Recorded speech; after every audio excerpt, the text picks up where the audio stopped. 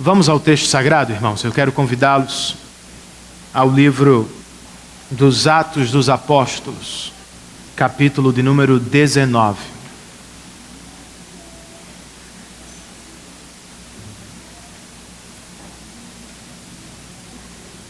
Nesta noite nós vamos estudar do verso de número 21 ao verso de número 41.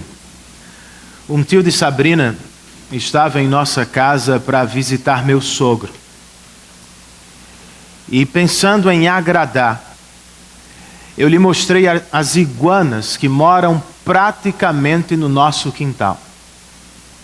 Ele olhou para as árvores, tentou por alguns instantes, mas logo desistiu dizendo: Renan, a tarefa é muito difícil. As iguanas se camuflam. Eu pensei comigo mesmo, eu sei.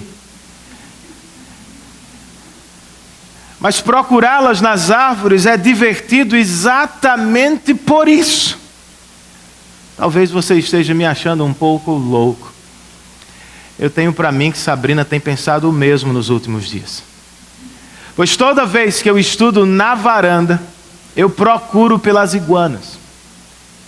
E quando não as encontro imediatamente, eu espero o tumulto das folhas. De repente surge um barulho nas árvores e eu sei, são as iguanas que estão se movimentando. Renan, você realmente está ficando meio louco. Perder tempo com iguanas no quintal. E ainda vai inventar de usá-las na introdução do sermão dominical. Com que objetivo? Há alguma relação? Eu acho que há, irmãos. As iguanas do meu quintal,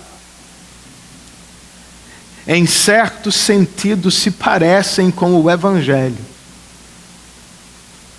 Pois o Evangelho também é silencioso.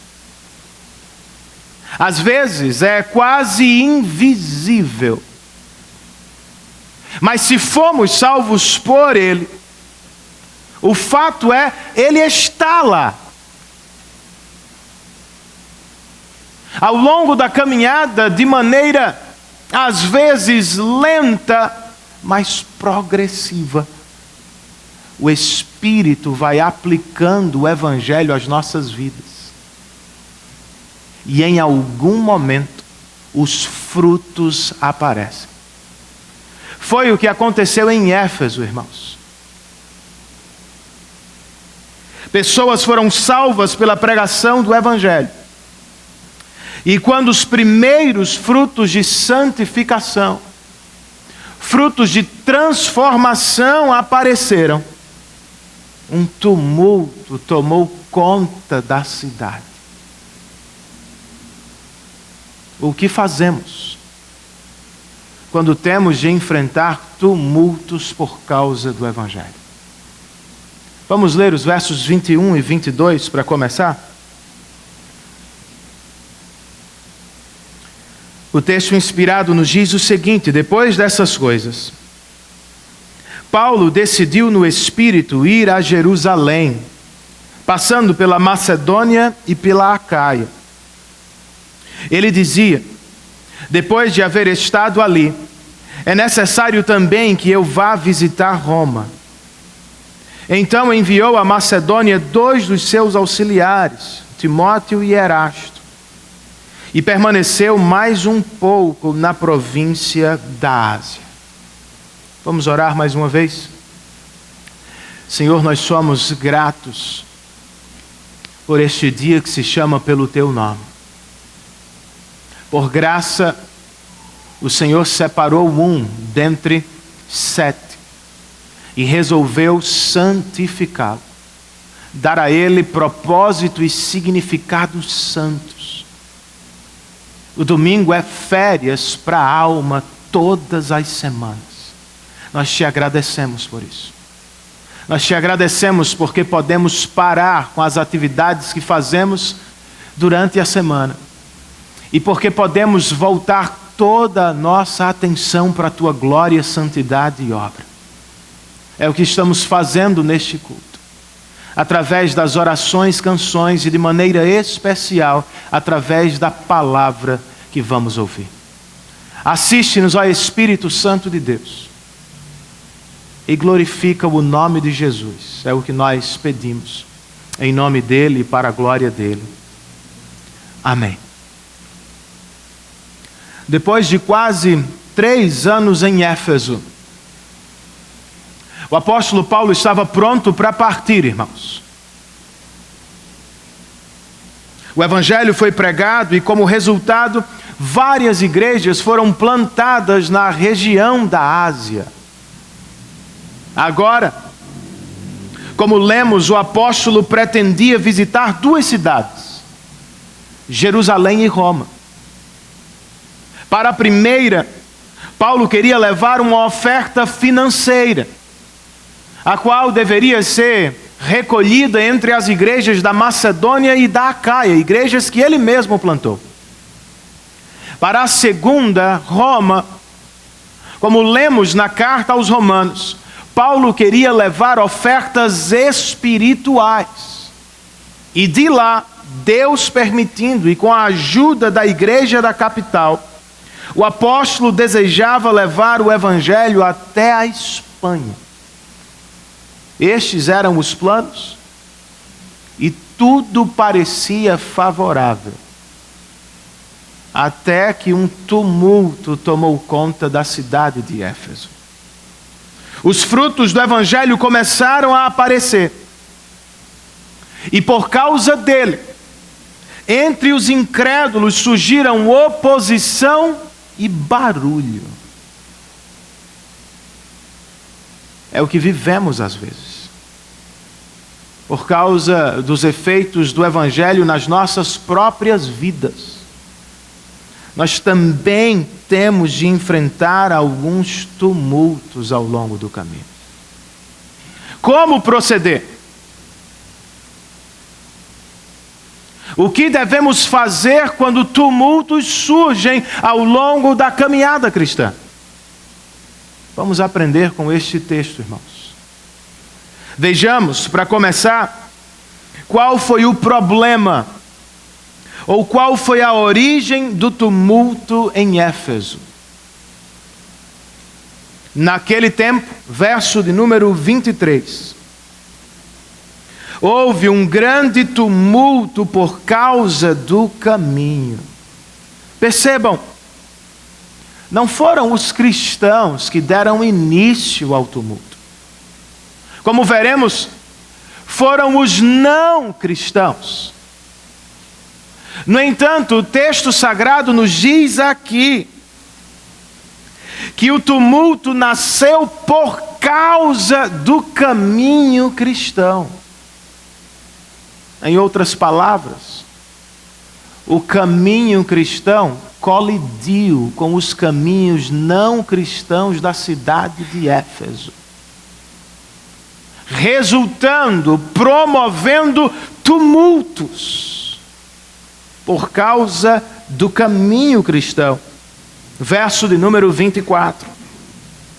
Um ourives chamado Demétrio, que fazia miniaturas de prata do templo de Ártemis e que dava muito lucro aos artífices, reuniu-os com os trabalhadores dessa profissão e disse: Senhores, vocês sabem que temos uma boa fonte de lucro nesta atividade, e estão vendo e ouvindo como este indivíduo, Paulo, está convencendo e desviando grande número de pessoas aqui em Éfeso e em quase toda a província da Ásia.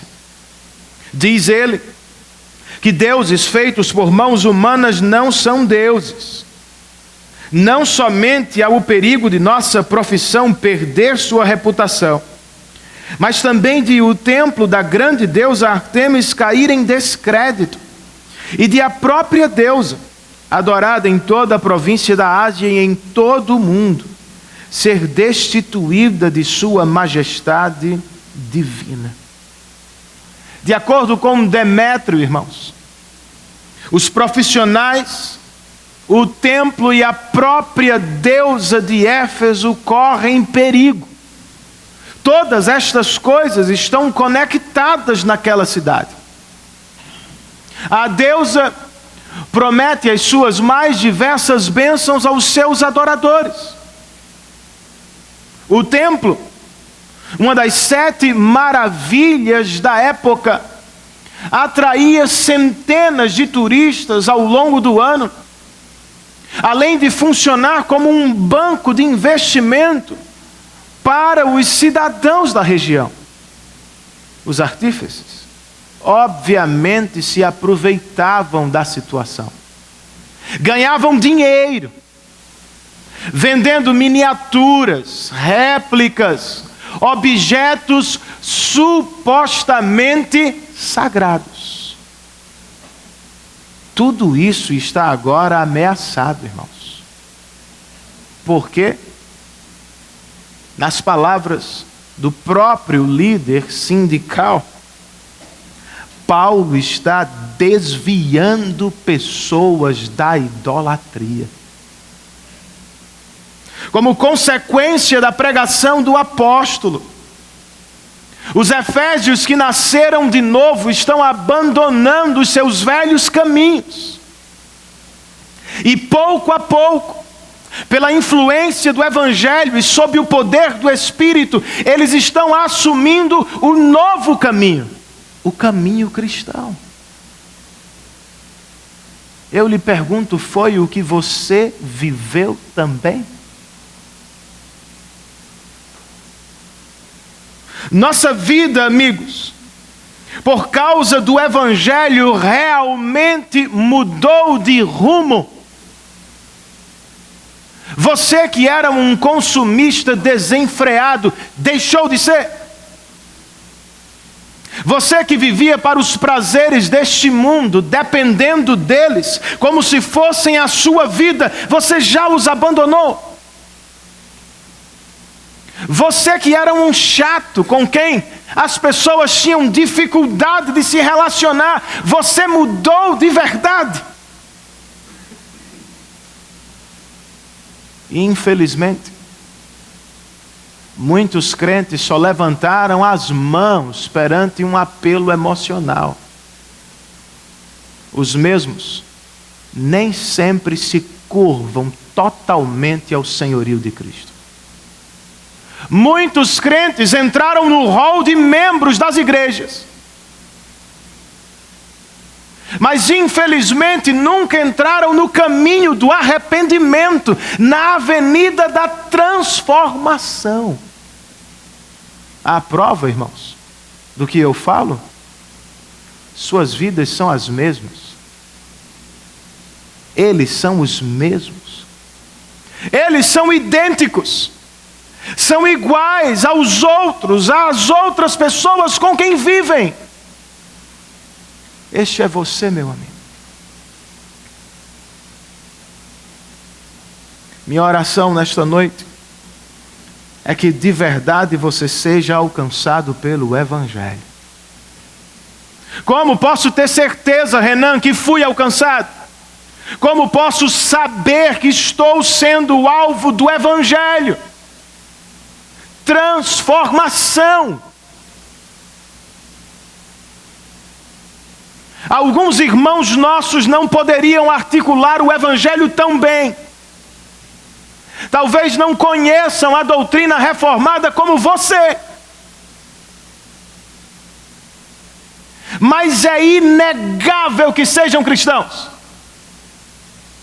E não é pelo tanto de conhecimento que têm. É pela vida transformada que evidenciam.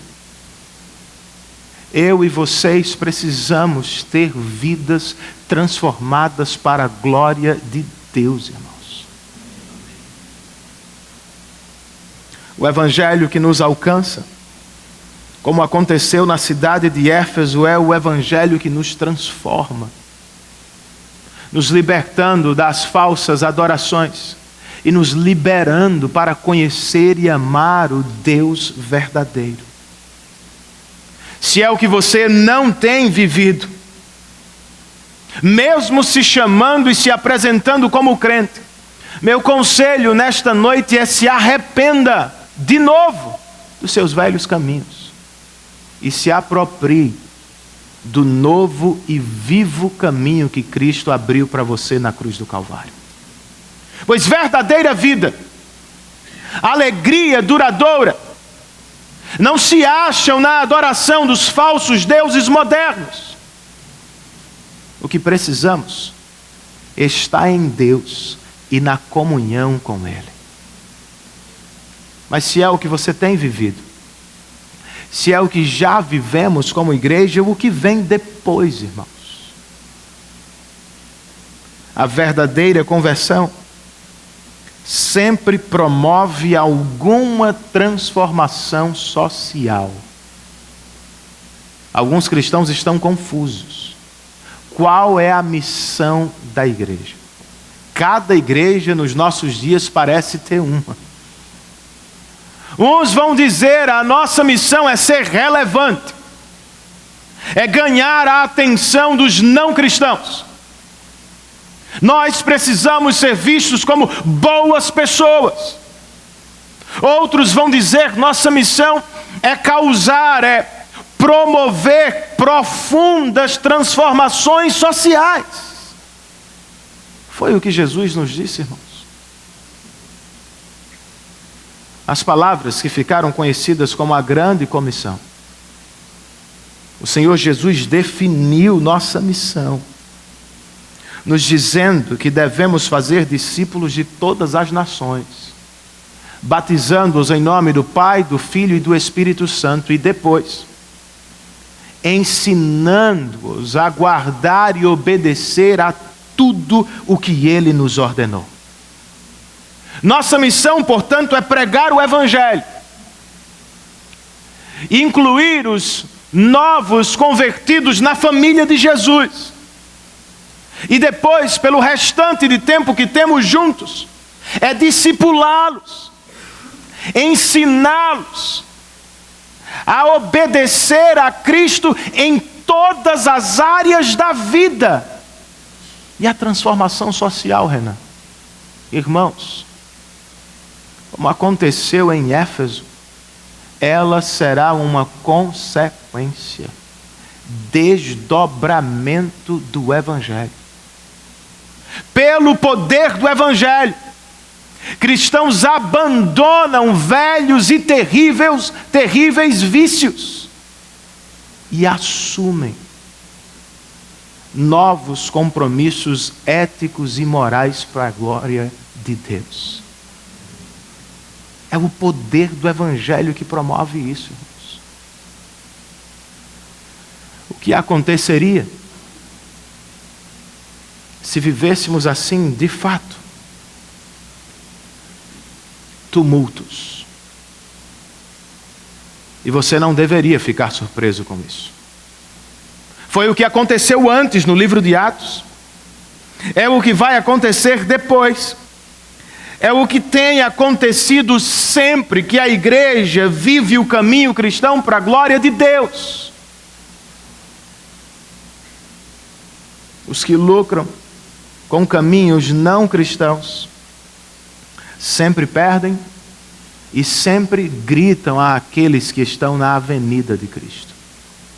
Não deveria ser surpresa. O que me surpreende, irmãos, é a ausência de tumulto no mundo. Por que as pessoas já não se incomodam mais com o nosso cristianismo? Eu tenho para mim que é porque nós somos iguais a todos os outros. Deveríamos promover algum impacto sobre a sociedade,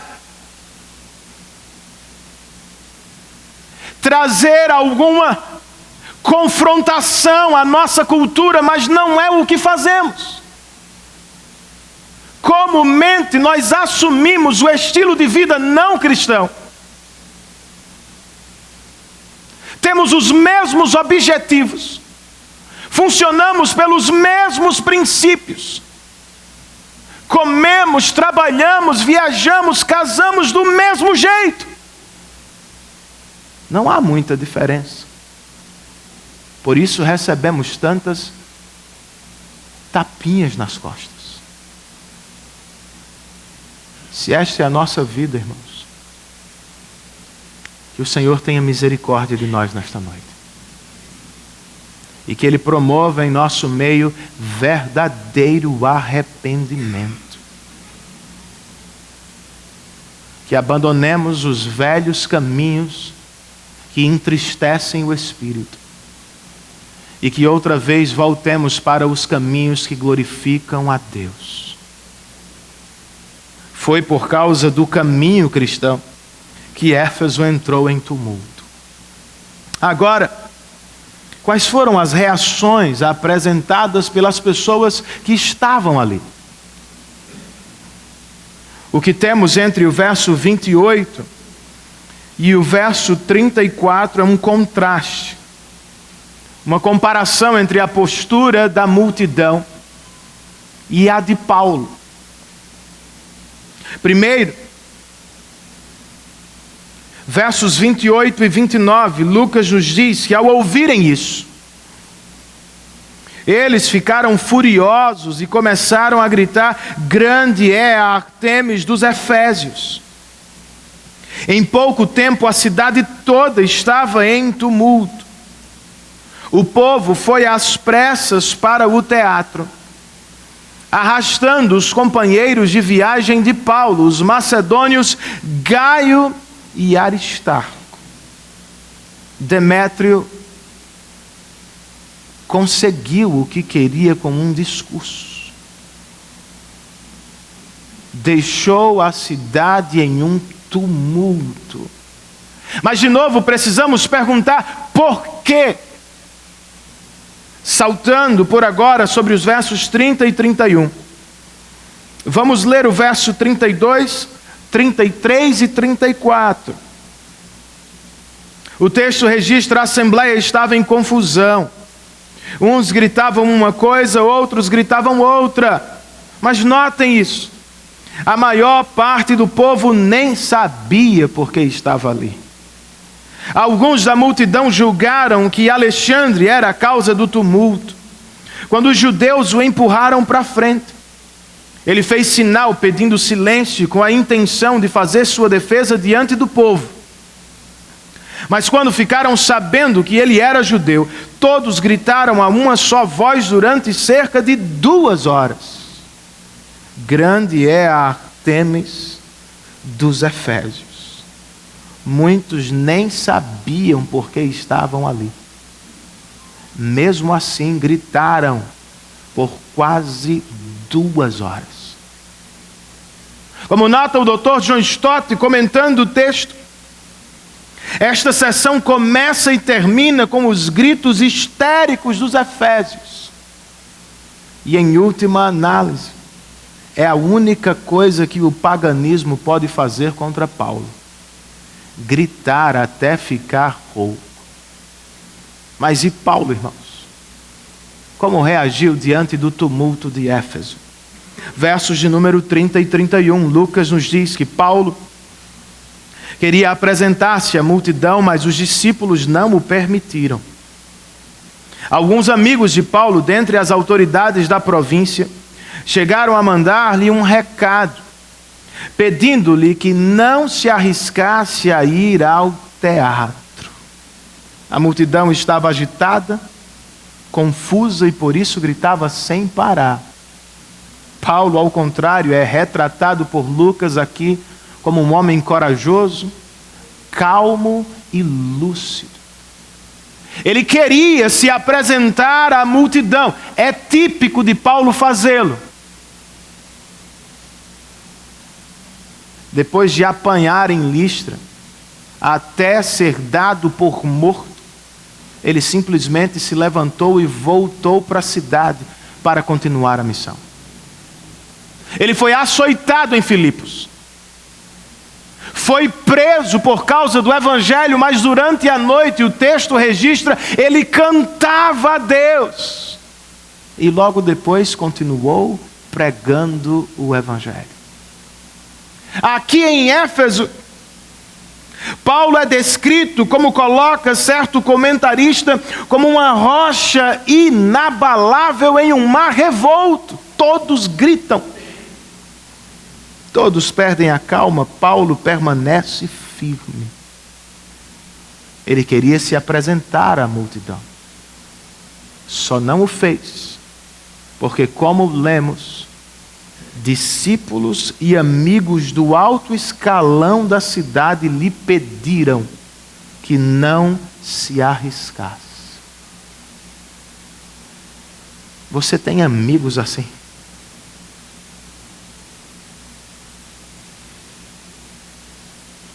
Paulo queria se apresentar porque talvez pensasse que assim resolveria a situação. Seus amigos, porém, lhe disseram: Paulo, este não é o melhor caminho. Alguém lhe parou, lhe abriu os olhos, lhe segurou o ímpeto. De novo eu lhe pergunto, você tem amigos assim? Você tem amigos com quem conversar, irmãos com quem repartir a vida? Pessoas que podem abrir-lhe os olhos para algo que você não está vendo com clareza.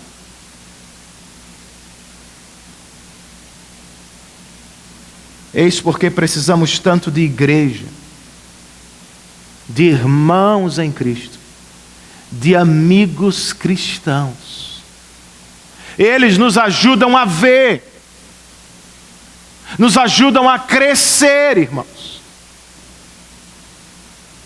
Se você esqueceu, me permita, nós ainda não somos cristãos glorificados. Do lado de cá, ainda somos limitados, habitados por uma natureza terrena e caída. Somos salvos, mas imperfeitos. Fomos declarados santos em Cristo, mas ainda estamos no processo da santificação. Por isso, todos nós precisamos de ajuda, de algum aconselhamento, de algum socorro durante a caminhada. Mas a pergunta é: você aceita ajuda? Você é humilde o bastante para ouvir e atender conselhos de seus irmãos? O apóstolo podia ter batido no peito, podia ter dito: meus amigos, eu sou um apóstolo, Deus fala diretamente comigo, eu sou grande, eu vou à multidão. Não foi o que fez, irmãos. Em algum momento ele deve ter sido tentado a resolver tudo com as próprias mãos. Só não o fez porque os amigos lhe seguraram. Paulo voltou atrás e resolveu esperar em Deus. Não é o que muitos de nós poderíamos fazer mais vezes. Não é o que deveríamos fazer diante de alguns tumultos que surgem no trabalho, na família e até na igreja. Infelizmente, nem sempre é o que fazemos.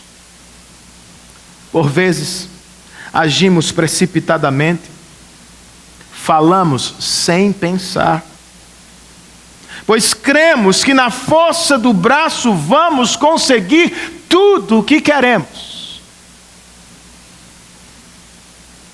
Mas não é o que acontece. Por vezes, querendo resolver alguns, nós acabamos por criar mais problemas. Não é assim que funciona. O que deveríamos fazer, Renan? Esperar em Deus, irmãos. Alguém deve ter dito: Paulo, eu sei que você é apóstolo, mas diante dessa multidão você nada pode fazer. Espere em Deus. Ele é grande, Ele é poderoso e Ele está conosco, Paulo. O Salmo de número 130 nos convida a fazer o mesmo. O salmista canta: eu espero no Senhor com todo o meu ser, e na sua palavra ponho a minha esperança. Espero pelo Senhor mais do que as sentinelas pela manhã. Sim, mais do que as sentinelas esperam pela manhã. Imediatamente depois ele parece se voltar para a congregação. E ele a exorta: põe a sua esperança no Senhor, ó Israel.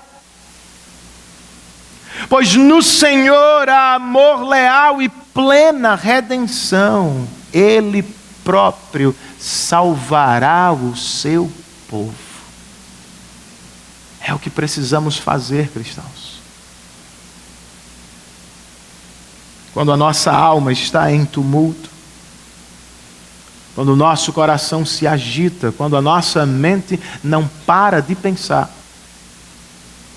quando queremos resolver tudo com as próprias mãos, nós precisamos cantar, nós precisamos pregar ao coração. Coração, espera tu no Senhor. Esperar no Senhor, irmãos, é confiar nele. É confiar no seu amor leal, no amor de Deus que não falha. Deus vê o que você está passando. Deus sabe o que eu estou vivendo. E Deus pode resolver o tumulto em que nos encontramos. Esperemos no Senhor. Faça como Paulo nesta noite. Dê um passo para trás. Ponha o pé no freio. Segure a sua língua. E resolva esperar em Deus para a glória dele. Esperar em Deus, irmãos, resulta em descanso para a alma. Todo mundo estava agitado, Paulo tranquilo.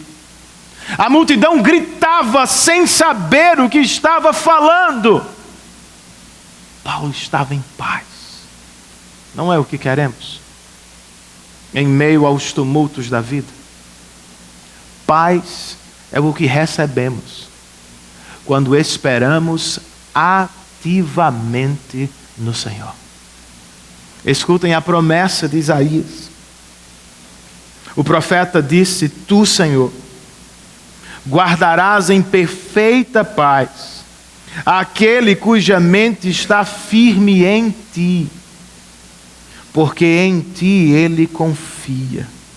Onde está a mente deste crente que será guardada em perfeita paz? No Senhor, irmãos. Onde estava a mente de Paulo em meio ao tumulto de Éfeso? No Senhor. Onde deve estar a sua mente durante os tumultos desta vida? No Senhor. Em outras palavras, voltemo-nos dos tumultos da terra para a tranquilidade do céu. Das nossas vãs preocupações para a certeza do cuidado e controle de Deus. Da nossa força e do que achamos que podemos fazer para o abraço do Pai que tudo vê, tudo sabe e tudo faz para o nosso bem e para a própria glória. Foi o que Paulo fez, irmãos. Foi como ele reagiu diante do tumulto. Agora, para terminar, ainda precisamos perguntar qual foi a solução para aquele tumulto. Por incrível que pareça, ela veio de onde menos esperamos. Não foi Paulo que resolveu.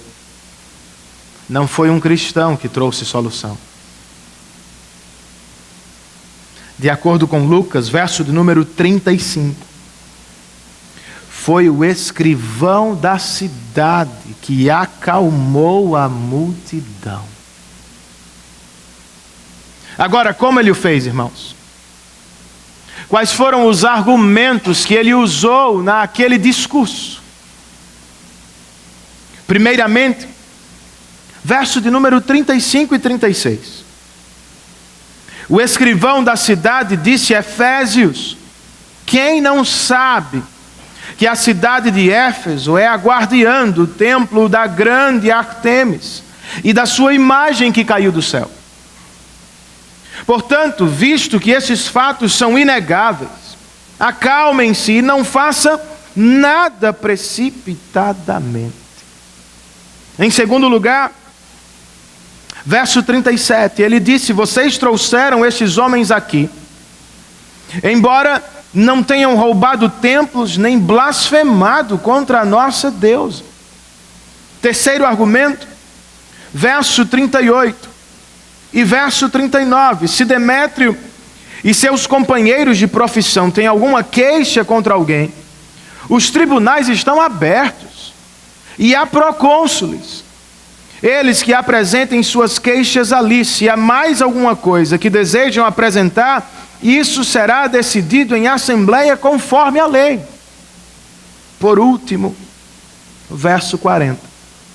Da maneira como está, corremos o perigo de sermos acusados de perturbar a ordem pública por causa dos acontecimentos de hoje. Nesse caso, não seríamos capazes de justificar este tumulto, visto que não há razão para tal. Ártemis vai continuar sendo Ártemis. Os cristãos nada fizeram. Se Demétrio quer processá-los, que ele procure os meios legais. E vocês, Efésios, tratem de resolver a questão agora, senão vocês serão os culpados por este tumulto. Este é o resumo do discurso do escrivão. E tendo dito isto, verso 41, ele encerrou a assembleia, ou terminou o tumulto de Éfeso.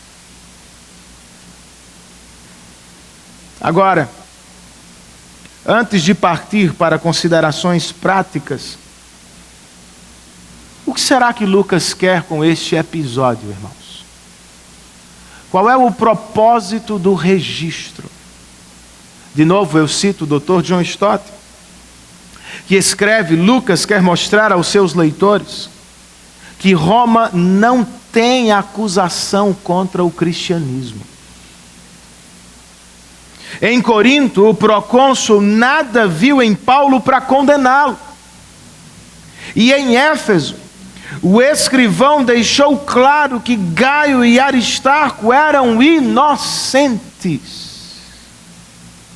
O registro tem propósitos apologéticos.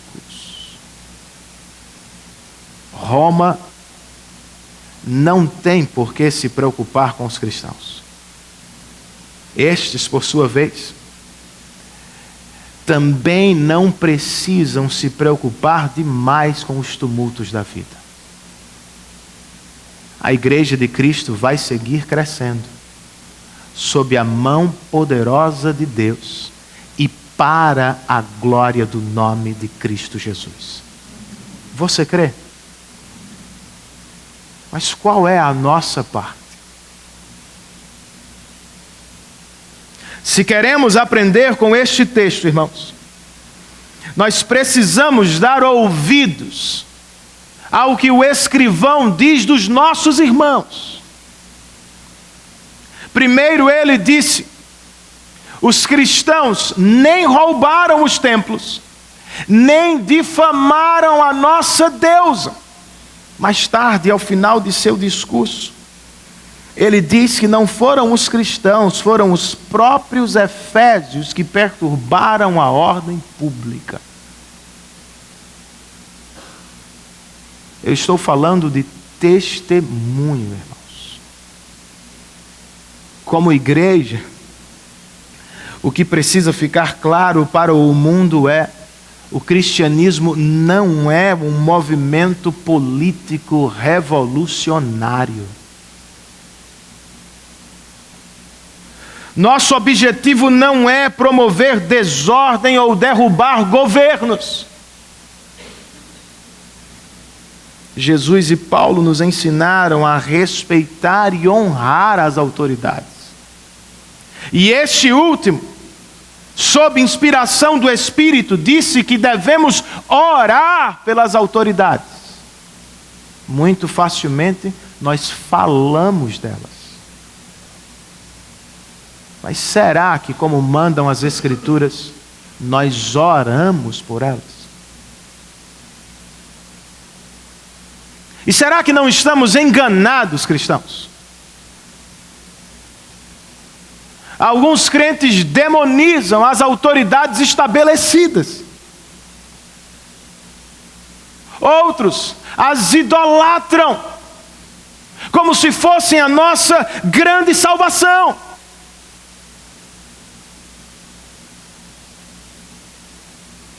Desde quando o Estado se tornou nossa maior esperança?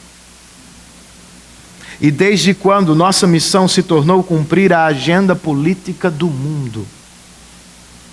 Tomem nota, não foi um partido que transformou a cidade de Éfeso. Foi o Evangelho poderoso de Cristo. Sim, leis melhores, homens mais justos. É lícito que desejemos e oremos por tais bênçãos. Mas o reino de Deus avança no mundo no poder do Espírito e através da pregação do Evangelho. Cabe-nos, portanto, pregar. E cabe-nos viver uma vida santa.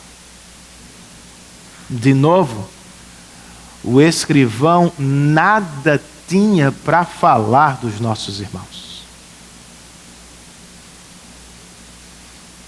Será que este é o nosso testemunho em João Pessoa? Alguns cristãos querem pregar, irmãos, mas não querem viver de maneira digna do Evangelho. Querem levar amigos de trabalho a Cristo, mas não se preocupam com o que falam, com o que fazem. Alguns pais querem que seus filhos sejam bons cristãos, mas eles mesmos nada fazem por sua piedade. Não vai dar certo. Nossa evangelização sem testemunho está prejudicada. Foi Spurgeon quem disse: a Bíblia não é a luz para o não cristão. A Bíblia é luz para o cristão, que segundo o próprio Jesus deve ser a luz do mundo. Ou seja, Spurgeon estava dizendo: não esperem que os não cristãos abram a Bíblia para ler. Mas estejam certos, o tempo inteiro os não cristãos estão lendo vocês. Se este é o caso, qual é a leitura que seus amigos de escola fazem de você? Qual é a leitura que os meus filhos e esposa fazem de mim?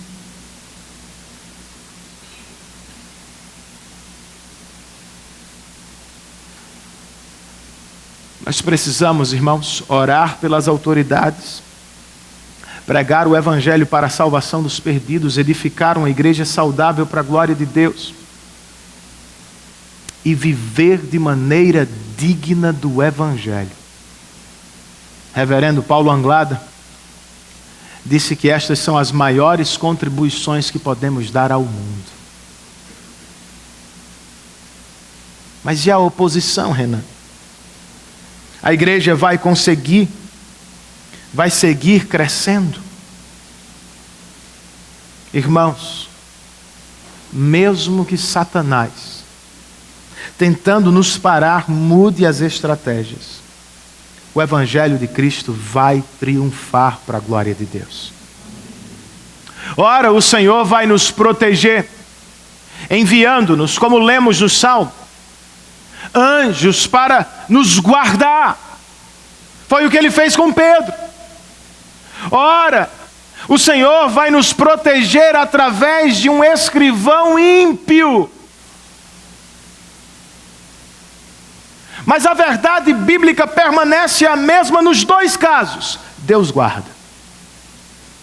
Deus protege.